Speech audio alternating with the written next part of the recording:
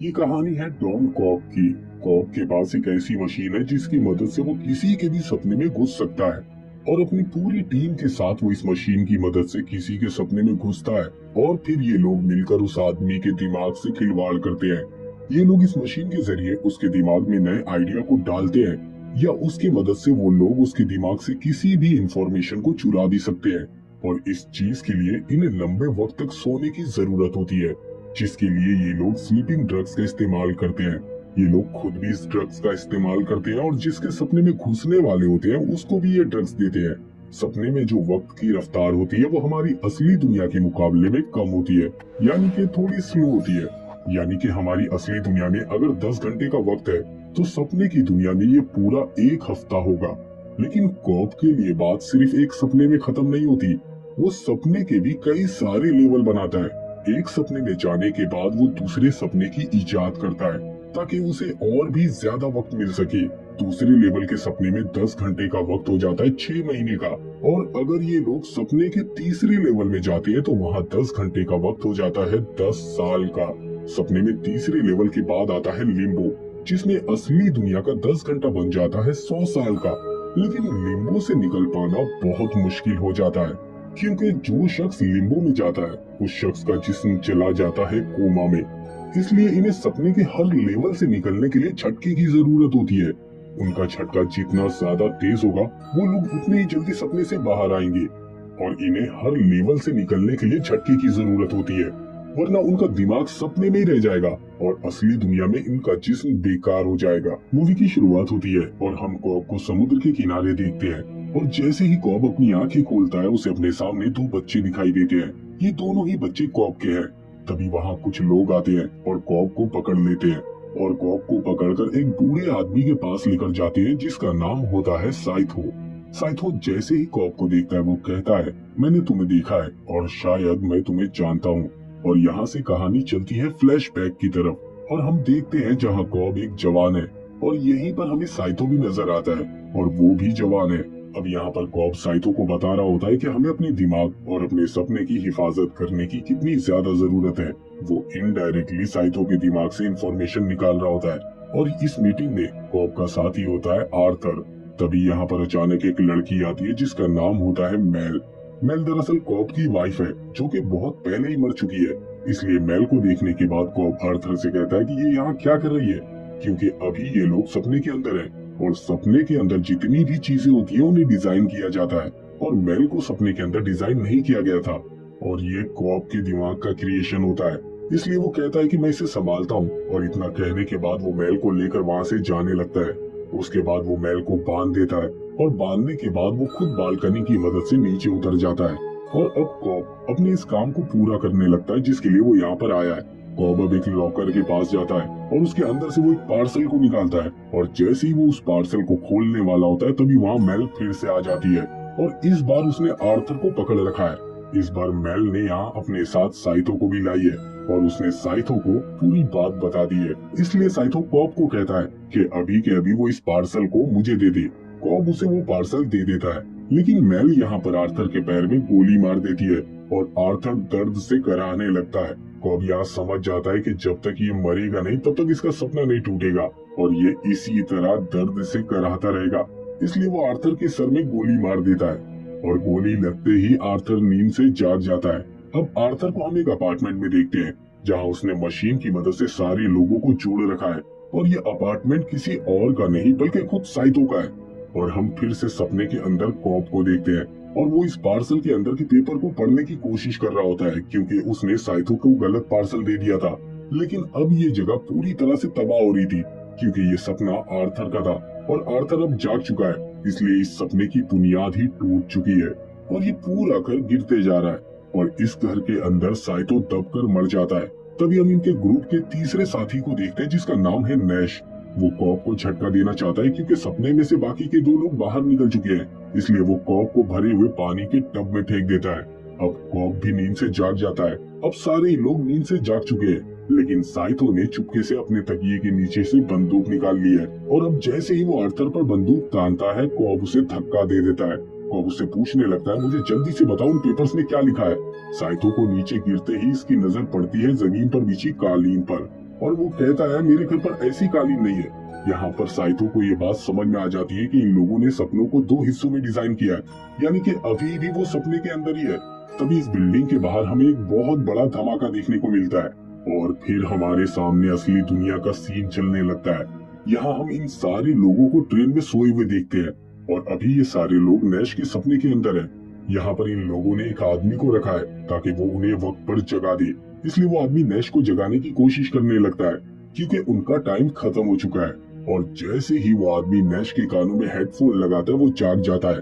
उसके साथ बाकी के सारे लोग भी उठ जाते हैं और वो लोग देखते हैं कि साइतो भी अब जल्द ही जागने वाला है, इसलिए ये सारे लोग यहाँ से भाग जाते हैं क्योंकि उनका मिशन फेल हो चुका है। और कॉब जैसे ही अपने घर के अंदर पहुंचता है वो अपनी जेब से एक टॉय टॉम निकालता है। ये बिल्कुल लट्टू की तरह दिखता है। वो उसे टेबल पर घुमाने लगता है क्योंकि इसे घुमाने के बाद कॉब को पता चलता है कि ये असली दुनिया है या वो अभी तक सपनों की दुनिया में है। और ऐसी ही बहुत सी चीजें उन लोगों के पास भी होती है जो सपने के अंदर जाते हैं और ये सारे लोग ऐसी चीजों को टॉय टॉम कहते हैं। आखिर ये लट्टू यानी कि टॉय टॉम कॉब के लिए कैसे काम करता है? अगर कॉब सपने के अंदर इस लट्टू को घुमाता है तो ये घूमती रह जाती है, वो कभी नहीं रुकती। लेकिन असली दुनिया में जब इस लट्टू को घुमाता है तो कुछ देर के बाद ये लट्टू रुक जाती है और गिर जाती है। कॉब का ये काम चल ही रहा होता है तभी उसे कॉल आती है और ये कॉल होती है कॉब के बच्चों की। कॉब अपने बच्चों से उस वक्त से दूर है जब उसकी वाइफ जिंदा थी और इन बच्चों को ये पता ही नहीं कि उनकी माँ मर चुकी है। कॉब के अपने बच्चों से ना मिल पाने की वजह है कि उसके ऊपर केस चल रहा है कि उसने अपनी ही बीवी को मार दिया है, इसलिए कॉब अब अमेरिकन गवर्नमेंट से भाग रहा है और वो अमेरिका के अंदर नहीं जा सकता है। आखिर कॉब की वाइफ कैसे मरी ये हमें स्टोरी के आगे पता चलेगा। और अब कॉब अपने दोस्तों के साथ यहाँ से निकलने लगता है और जैसे ही वो छत के ऊपर जाता है हेलीकॉप्टर में बैठने के लिए, वो देखता है कि हेलीकॉप्टर में तो साइतो बैठा हुआ है। साइतो के आदमी नैश को पकड़ कर यहाँ से ले जाते हैं। अब साइतो कॉब को पूरी बात बताता है। वो कहता है कि मेरे दिमाग से इंफॉर्मेशन चुराने का काम तुम्हें किसने दिया था? वो काम मैंने तुम्हें खुद दिया था क्योंकि मैं तुम्हारी काबिलियत देखना चाहता था और तुम्हारे काम को देखने के बाद मैं समझ चुका हूँ कि सिर्फ तुम ही मेरा काम कर सकते हो। लेकिन इस बात को सुनने के बाद कॉब कहता है कि ये काम तो बहुत मुश्किल है। मैं लोगों के दिमाग से आइडिया को तो चुरा सकता हूँ लेकिन उनके दिमाग में नए आइडिया को डालना बहुत मुश्किल काम है। लेकिन साइतो कॉब के बारे में हर एक चीज जानता है और वो जानता है कि इस वक्त कॉब की जिंदगी में सबसे अहम चीज क्या है। इसलिए साइतो कहता है कि अगर मैं चाहूँ तो तुम्हारे ऊपर जितने भी इल्जाम लगे हैं मैं उन्हें हटा सकता हूँ और तुम अपने बच्चों से मिलने अमेरिका जा सकते हो। अब ये तुम्हारा फैसला है कि तुम अपने बच्चों के पास जाना चाहते हो या जिंदगी भर गिल्टी फील में अपनी जिंदगी गुजारना चाहते हो और अपने बच्चों को सिर्फ दूर से ही याद करना चाहते हो। फिर साइतो कहता है कि अपनी टीम को बनाना शुरू करो, हम जल्दी दोबारा मिलेंगे। और अब कॉब अपनी टीम को बनाने के लिए निकल पड़ता है और सबसे पहले वो मिलता है प्रोफेसर स्टीफन माइल्स से। वो कॉब के टीचर भी है और इसके साथ साथ वो उसके फादर इन लॉ भी है। यहाँ पर कॉब माइल्स को पूरी बात बताता है। वो कहता है कि जब से मेल मरी है उसके लिए बहुत सारी परेशानियां खड़ी हो चुकी है। वो अब अगर सपने में कुछ भी करता है तो मेल वहाँ आकर सारी चीजों को बर्बाद कर देती है। इसलिए कॉब को अब एक नई आर्किटेक्ट की जरूरत है क्योंकि वो एक नया मिशन शुरू कर रहा है क्योंकि उसके पुराने आर्किटेक्ट नैश को साइतो ने पकड़ रखा है। यहाँ पर माइल्स कॉब को मिलवाता है अपने सबसे ब्रिलियंट स्टूडेंट से जिसका नाम है एरियाडने और कॉब एरियाडने का टेस्ट लेना शुरू करता है। वो उसे सपनों में लेकर जाता है और क्योंकि एरियाडने ने आज से पहले कभी सपने की दुनिया में नहीं आई थी इसलिए उसे ये सब कुछ बहुत अजीब सा लगता है। और यहाँ पर एरियाडने बहुत जल्दी चीजों को सीख रही होती है। उसे पहले से आर्किटेक्चर आता है, उसे यहाँ पर बस अपने दिमाग को कंट्रोल में रखना है। उसके बाद एरियाडने यहाँ पर काम करने लगती है।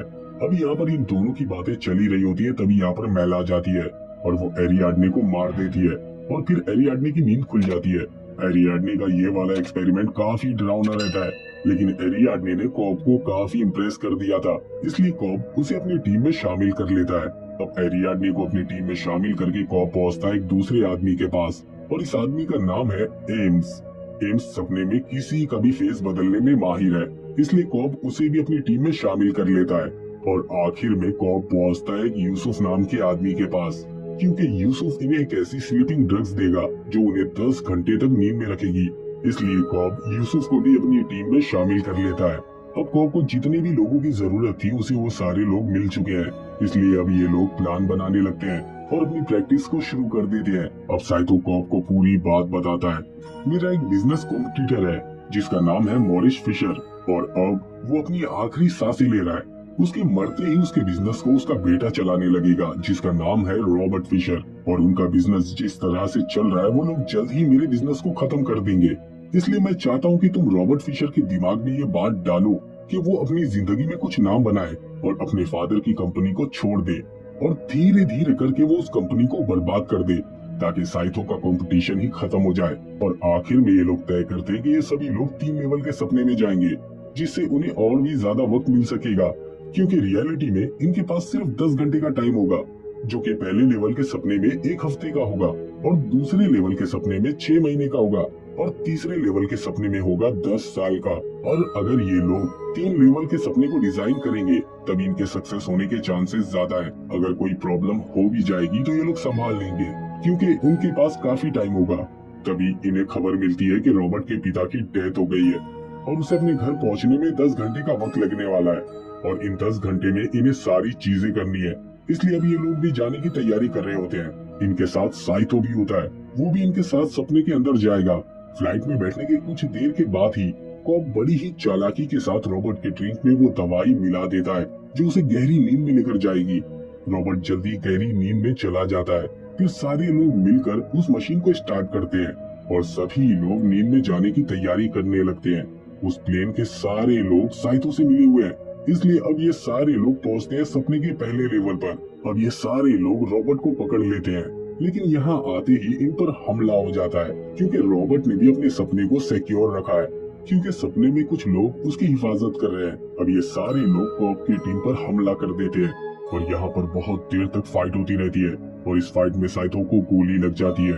कॉप बहुत ही ज्यादा डर जाता है और वो सारे लोगों को कहता है कि अब हमें बहुत ही ज्यादा संभल कर रहना होगा, क्योंकि अगर यहाँ पर हमें गोली लगती है तो हम लिम्बो में भी जा सकते हैं, जो कि बहुत ही ज्यादा खतरनाक हो सकता है। इसलिए अब ये सारे लोग एक साथ रहते हैं। उसके बाद एम्स रॉबर्ट के गॉडफादर पीटर ब्राउनी का भेष बदल लेता है और रॉबर्ट से कहता है कि तुम्हें अपने पिता की तरह नहीं बनना चाहिए, तुम्हें अपनी अलग पहचान बनाना चाहिए। अब वक्त आ चुका है कि तुम अपने पिता की छाया से बाहर निकलो और खुद की अलग पहचान बनाओ। उसके बाद सारे लोग वैन में बैठकर वहाँ से निकल जाते हैं, और इस वैन में यूसुफ सबको स्लीपिंग ड्रग्स देता है और सबको भेजता है सपने के दूसरे लेवल पर। और जब ये लोग दूसरे सपने के अंदर जाते हैं तब हम कॉप को देखते हैं जो रॉबर्ट के पास जाता है और कहता है कि हम आपके अंदर चल रहे ख्यालात की हिफाजत करेंगे। अब यहाँ पर कॉप बताता है कि जो आपके गॉडफादर हैं पीटर ब्राउनी, वो सच में आपके बारे में क्या सोचते हैं ये आपको जानना चाहिए। अगर आप चाहें तो हम उनके सपने में आपको लेकर जा सकते हैं जहाँ आप पूरी सच्चाई जान सकते हैं। और आखिर में रॉबर्ट भी इस बात के लिए मान जाता है। कॉब उसे एक होटल के रूम में लेकर जाता है जहाँ रॉबर्ट पीटर ब्राउनी को देखता है, जहाँ उसे पता चलता है कि ब्राउनी उसकी कंपनी के साथ गद्दारी कर रहा है। आखिर ब्राउनी ऐसा क्यों कर रहा है, इस चीज को जानने के लिए कॉब कहता है कि ब्राउनी के दिमाग के अंदर जाना पड़ेगा। लेकिन रॉबर्ट को ये बात नहीं पता कि ये ब्राउनी नहीं बल्कि एम्स है, और ये लोग ब्राउनी के सपने में नहीं बल्कि आर्थर के सपने में जा रहे हैं। और अब ये लोग पहुंचते हैं सपने के तीसरे लेवल पर, लेकिन इससे पहले इन लोगों ने दूसरे लेवल के सपने में एक बॉम्ब लगा रखा है ताकि इन सभी को टाइम पर झटका मिल सके और ये लोग सपने से बाहर निकल सके। और तीसरे लेवल के सपने में ये लोग पहुंचते हैं एक बर्फीली जगह पर जहां एक बड़ी सी बिल्डिंग है और एक हॉस्पिटल है। अब यहाँ पर कॉब रॉबर्ट से कहता है कि आपको एक सेफ हाउस में जाना है, वहीं पर आपको आपके पिता मिलेंगे, वहीं पर आपको पूरी सच्चाई पता चलेगी कि ब्राउनी आखिर आपके साथ गद्दारी क्यों कर रहा है। और जैसे ही रॉबर्ट अपने पिता के पास जाने वाला होता है तभी यहाँ पर मैल आ जाती है और वो रॉबर्ट को गोली मार देती है, और यहीं पर रॉबर्ट की मौत हो जाती है, जिससे सारी चीजें अब खराब हो जाती है, क्योंकि अब रॉबर्ट लिम्बो में जा चुका है और रॉबर्ट अकेला लिम्बो से बाहर नहीं आ सकता है। इसलिए अब कॉब फैसला करता है कि वो एरियाडने के साथ लिम्बो में जाएगा, वहाँ से वो रॉबर्ट को ढूंढ कर लाएगा। इसलिए ये दोनों फिर से स्लीपिंग ड्रग्स लेते हैं और पहुंचते हैं लिम्बो में। लिम्बो का सीन देखने के बाद एरियाडने बहुत ही ज्यादा डर जाती है, क्योंकि यहाँ की सारी चीजें बहुत ही ज्यादा डरावनी लगती है। तब कॉब उसे बताता है कि यहाँ की सारी चीजें मैंने और मेल ने मिलकर डिजाइन की है। हमने असली दुनिया में नींद की दवाई ली और यहाँ आ गए।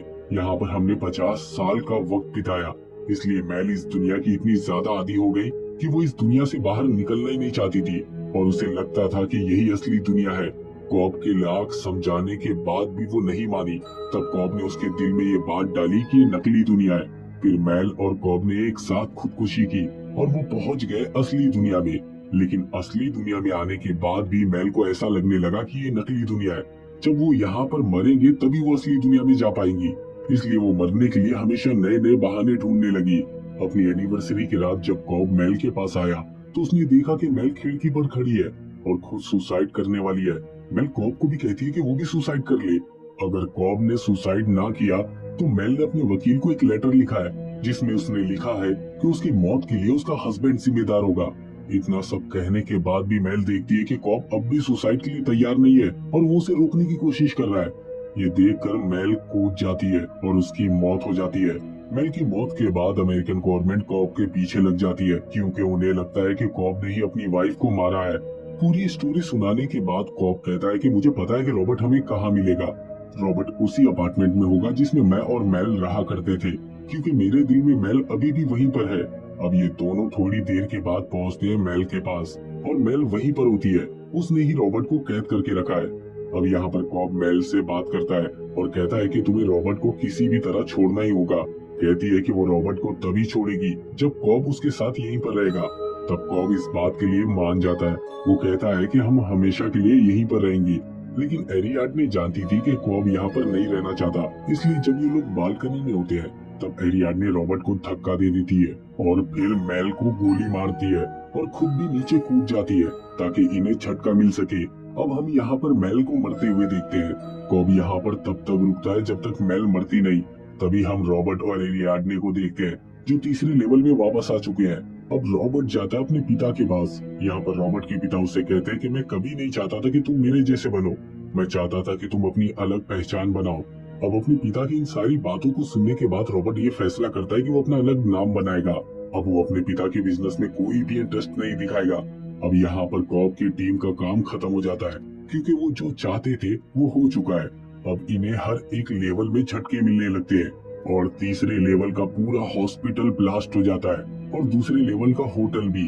इसलिए अब ये लोग पहुंचते हैं पहले लेवल में। यहाँ पर एक बार फिर से एम्स ब्राउनी का भेष बदल लेता है और वो रॉबर्ट से कहता है कि इसीलिए मैं तुम्हारे साथ गद्दारी कर रहा था, क्योंकि तुम्हारे पिता चाहते थे कि तुम अपना कुछ नाम बनाओ और तुम इस बिजनेस से दूर रहो।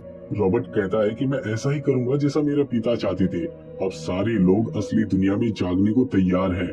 तभी इनको पता लगता है कि साइतो मर चुका है, वो लिम्बो में जा चुका है। जैसे ही ये बात कॉब को पता चलती है वो भी लिम्बो में चला जाता है साइतो को ढूंढने के लिए, क्योंकि अगर साइतो लिम्बो में रह गया तो वो कोमा में चला जाएगा और कॉब का सारा काम बेकार हो जाएगा, क्योंकि साइतो ही वो आदमी है जो उसे उसके बच्चों से मिलवा सकता है। कॉब अब लिम्बो में साइतो को ढूंढ रहा है। इस तरह वो कई सालों तक उसे ढूंढता रहता है और ये वही सीन है जो हमने मूवी के शुरू होते हुए देखा था, जब हमें कॉब और साइतो दोनों ही बूढ़े नजर आते हैं। यानी कि कॉब साइतो को बहुत वक्त से लिम्बो में ढूंढ रहा है और ये दोनों काफी टाइम से यहाँ पर फंसे हुए हैं। तब कॉब साइतो को ये यकीन दिलाने की कोशिश करता है कि वो लोग सपने में हैं। इसके लिए वो अपने टॉयटम का भी इस्तेमाल करता है। साइतो को सारी बातें याद दिलाने की कोशिश करता है और आखिर में साइतो उसकी बात मान जाता है। फिर ये दोनों एक साथ सुसाइड करते हैं और पहुंच जाते हैं असली दुनिया में। और असली दुनिया में आने के बाद ये लोग प्लेन में उठते हैं और इमिग्रेशन पर भी कॉब को कोई नहीं रोकता है और उसके बाद फाइनली कॉब अपने बच्चों से मिलता है। लेकिन एंड में हम उसके टॉयटम को घूमते हुए देखते रह जाते हैं और इसी पे ये मूवी खत्म हो जाती है। अगर आपको हमारा ये वीडियो पसंद आए तो वीडियो को लाइक, चैनल को सब्सक्राइब और हाँ, बेल आइकॉन के बटन को दबाना ना भूलें।